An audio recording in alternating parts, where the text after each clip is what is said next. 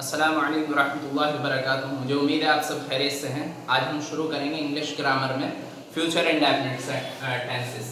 तो हम अब तक प्रेजेंट पास्ट सीख चुके हैं, अब हम फ्यूचर की बात करेंगे। फ्यूचर इंडेफिनिट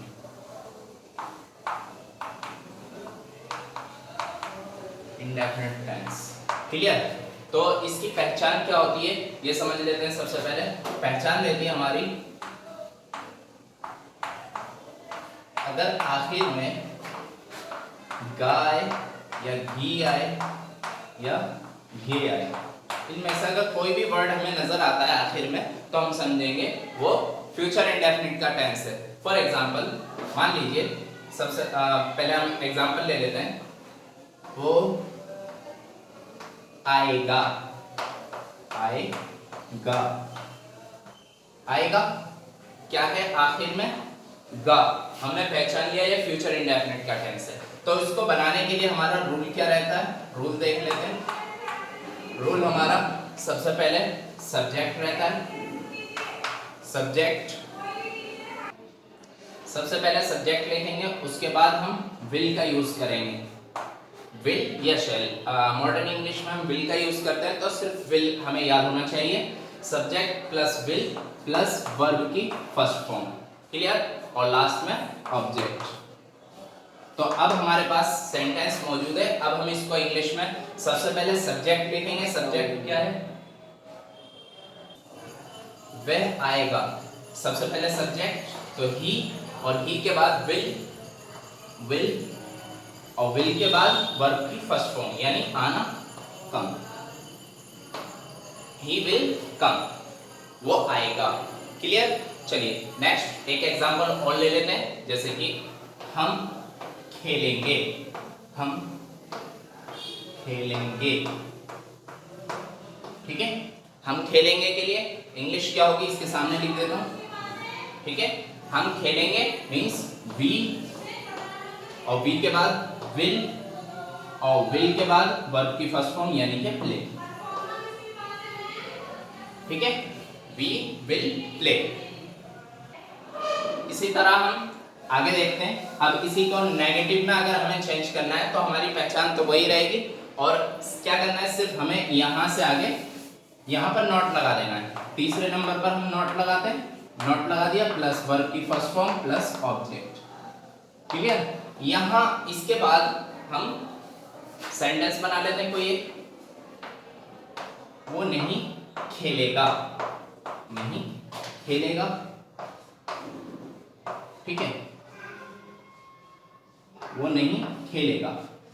सेंटेंस हो गया हमारा, नेगेटिव सेंटेंस है, रूल हो गया ये हमारा नेगेटिव, ठीक।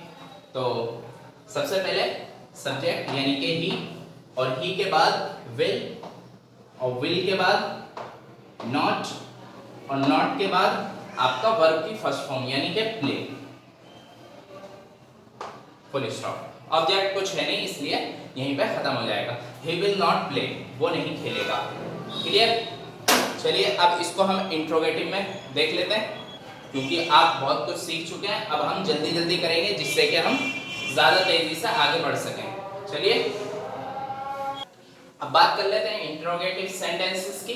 तो इंटरोगेटिव सेंटेंस में हम क्या करते हैं, शुरू में क्या आता है, आपको मालूम है शुरू में जिस सेंटेंस के अंदर क्या आता है वो इंटरोगेटिव सेंटेंस होता है।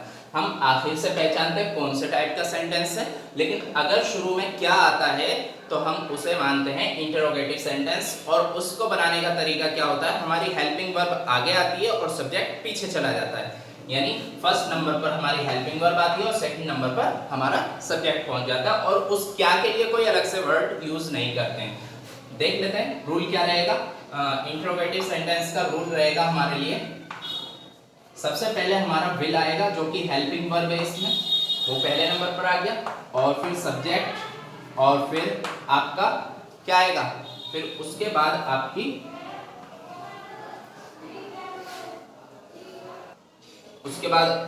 आपकी वर्ब फर्स्ट फॉर्म और प्लस ऑब्जेक्ट, क्लियर। तो ये आपका सेंटेंस का रूल हो गया आपके लिए। और अब हम एग्जांपल ले लेते हैं। क्या वो सोएगा, वह सोएगा।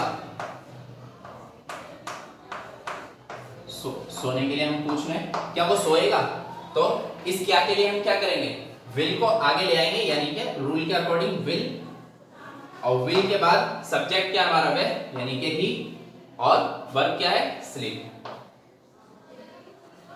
Question mark, will he sleep. Clear.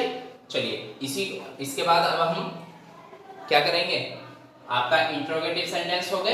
अब डबल इंट्रोगेटिव की बात करते हैं। तो डबल इंट्रोगेटिव सेंटेंसेस में क्या होगा, इसको मिटा देते हैं।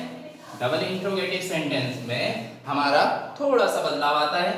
डबल इंट्रोगेटिव सेंटेंस का रूल लिख देते हैं। सबसे पहले WH वर्ड, ठीक है, और फिर WH वर्ड के बाद प्लस, WH वर्ड के बाद प्लस, और प्लस के बाद आपकी हेल्पिंग वर्ब विल, क्योंकि WH वर्ड के बाद हम पूरा इंटरोगेटिव सेंटेंस को लिखते हैं, यानी विल के बाद सब्जेक्ट, और सब्जेक्ट के बाद वर्ब की फर्स्ट फॉर्म, और वर्ब की फर्स्ट फॉर्म के बाद ऑब्जेक्ट। क्लियर। बहुत इजी सेंटेंसेस है। और अब हम कोई एक सेंटेंस ले लेते हैं। वो कहाँ खेलेगा, वो क्या करेगा, वो कहाँ जाएगा। चलो वो कहाँ जाएगा ले लेते हैं। वो कहाँ जाएगा, कहाँ जाएगा, ठीक है, क्वेश्चन मार्क। अभी कहाँ क्या है, WH वर्ड है, क्वेश्चन कर रहा है, तो इस कहाँ के लिए हम क्या यूज करते हैं, वेयर। और WH वर्ड कहाँ आता है, सबसे पहले आता है WH वर्ड, ठीक है, उसके बाद विल, वेयर विल, ठीक है, वेयर विल, और विल के बाद सब्जेक्ट, सब्जेक्ट क्या है, वह, और वह के लिए हम ही का यूज करेंगे, और ही के बाद वर्ब की फर्स्ट फॉर्म यानी जाना, यानी कि गो। क्लियर। और ऑब्जेक्ट कुछ है नहीं इसमें, तो ये यहीं पर फिनिश हो जाएगा। क्लियर। तो where will be, where will he go, वो कहाँ जाएगा। क्लियर होगी बात। चलिए, यह आपके फ्यूचर इंडेफिनिट के सेंटेंसेस भी कंप्लीट हो गए। अब हम जो करेंगे सेंटेंसेस जो आपको मैं वर्कशीट पर दूंगा, वो अब मिक्स करके दूंगा, यानी कि आपका प्रेजेंट इंडेफिनिट भी होंगे उसमें, और पास्ट इंडेफिनिट भी होंगे, और फ्यूचर इंडेफिनिट भी होंगे।